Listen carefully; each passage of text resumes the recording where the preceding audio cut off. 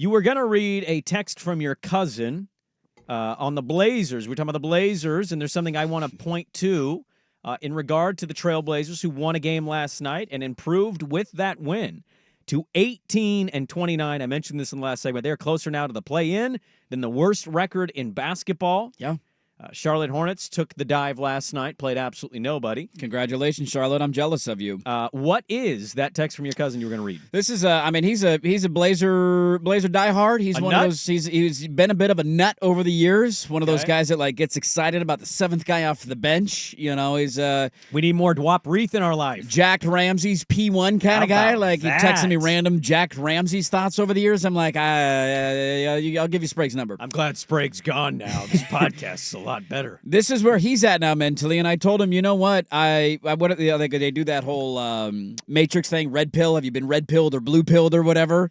This is now where his mindset is at. He texted me after the game last night. Are we sure the Moda isn't built on an Indian burial ground? I can't think of any other reason why the basketball gods must hate us so much. And I said, they won. Exactly. What do you mean? Welcome to the warm waters of rational thought and long-term view about how you get out of this purgatory that you're currently in. It's okay. I don't need short-term gratification of a random win on a Tuesday night over Charlotte when I have the bigger picture in mind about the kind of basketball team that I would like to watch and root for in this city. Well, how much of the bigger picture involves Denny and Tumani? A lot of it, and that's why those guys have been really good stories this year. Yeah. If those guys are 3 and 4 or 4 and 5 in my starting rotation, no issue with that. No issue with that at all. But not Denny, 2 and 3. Well, but Denny had 30 last night. Yeah, coming off 28 points the night before. He's had a great run here, and Tumani again did not light up the score sheet, but man, his defense, it just he's the sort of guy you want in a starting five that doesn't have to have the ball all the time. He's a disruptor. You need one of those guys and who will commit to the defensive end of the floor no matter if he's scoring or not. Those guys are phenomenal role players that you can have be a part of a winning team. Zero doubt about it in my mind. So is it hard to be mad when those role players are kind of I'm not mad about them.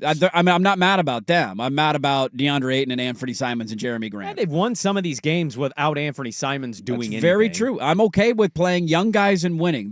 Look, it's I'm going to get going again. It's going up again. It's going up again. Heartbeat sound effect. Let's do that when we talk Blazers the rest of the year, and we'll play it. I'm going to lose my ass.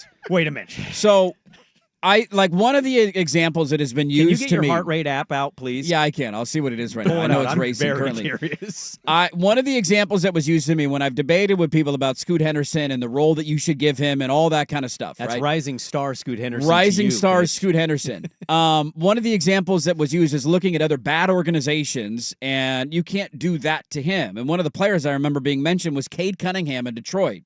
You can't just throw him to the Wolves. You're going to lose all these games. He's going to look terrible. He's going to lose his confidence. Who said that? I have argued this with people about the Blazers in months past. Okay. Cade Cunningham has never played a game in the NBA in which he came off the bench. He has played 180 games in the NBA. Might be a bad example. And in 180 games, he has started. Yeah, he also played in college a couple years, and that's he's fine. 6'8".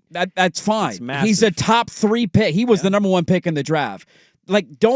Where I'm going to start losing it is when you start defending the idea of bringing 3 and 7 off the bench. What is your heart rate right I'm now? not going to look at it because I'm probably going to have a heart attack live on the air. I'm getting so angry. Is it 60? Is it 65 right now? None of this makes any sense, man. And we do this every year. And I'm going to laugh at everybody this summer when I end up being right again. I'm going to laugh in everybody's face when we end up with the 12th overall pick in the draft. And we're stuck in this purgatory because we refused a first-round trade for Jeremy Grant over the summer and didn't trade him because we wanted 2. How's that working out for us right now? We refuse to give up on Anthony Simons, even though we all know who he is as a player. He's been the same player his entire year. Elite ball scorer. His entire career. DeAndre Ayton should be investigated by the Department of Justice on how he got a $30 million a year deal. Well, He's they can't investigate if it's stealing money from the organization, and we're bringing our top 10 picks off the bench.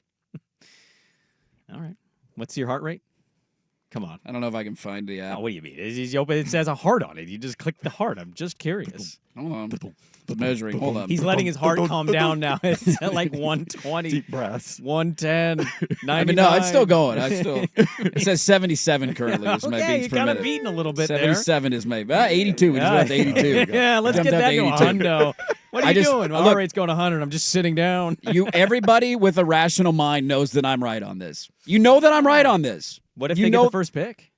What if they have the 10th best odds? Then They go in Atlanta Hawks. If they have the 10th best odds and they get the number 1 overall pick, I will come on the air and apologize for being so negative throughout the course of the year. I expect the same if the odds play out the way that they should and we play vets. You know what they're going to do after the trade deadline, right? They're going to sit them all. They're going to sit them They're all. all going to sit. They're going to lose every game possible. Then what are we doing right now? Wow. Why are we winning 5 out of 6? For your short-term gratification so I could be happy on a Wednesday night. Well, you got to sell. How does that make... No, they don't. They got to make money. Did you see Dame dap up Jody last night and Joe? Jody was there, huh? Jody was there. Gave Jody her a was hug. there. Yeah, Jody he was hugged there. Jody Allen. She actually said a word in his ear, I think. Wow. Or She she can hugged talk? him and just didn't say anything. I didn't know she could talk. I've never heard her speak before. A couple I follow-ups. thought she was a mute. God, you are so... You're angry. I love this. We're gonna get this guy a heart attack on the air. Dame dapped up the front office and the ownership group, including Bert Cole. He knuckled Bert Cole. He was like, "Hey, Nux, Bert." The guy who's running the show because he was Paul Allen's roommate. They smoked weed in college. Let's let this guy make all the decisions. He was roommates with Paul Allen in college. He's been running the organization for 15 years, man.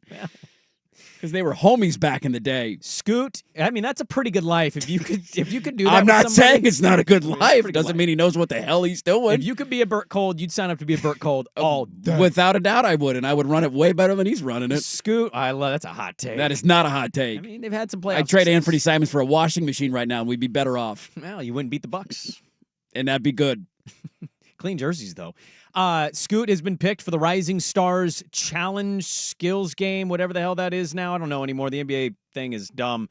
So he made that. Tumani did not, despite I'd make an argument Tumani deserves it more than Scoot. Definitely deserves it more than But it Scoot. could be an NFL Pro Bowl thing, like wait for 2 guys to bow out, and then Tumani will just get thrown a bone. He's also a defensive, but it's not like a sexy pick for that game. They probably want more scorers. And Shaden was asked by Mike Richmond about the dunk contest. Hey, did you say no? The league reportedly didn't reach out to Shaden Sharp. He jumps Smart. like 48 inches. Smart. When you can get Max McClung in there, you got to get him in. Andre Jackson Jr. Andre baby. Jackson Jr. Stephon Castle. 9 points last night. You got to get his ass in there. Buzelis.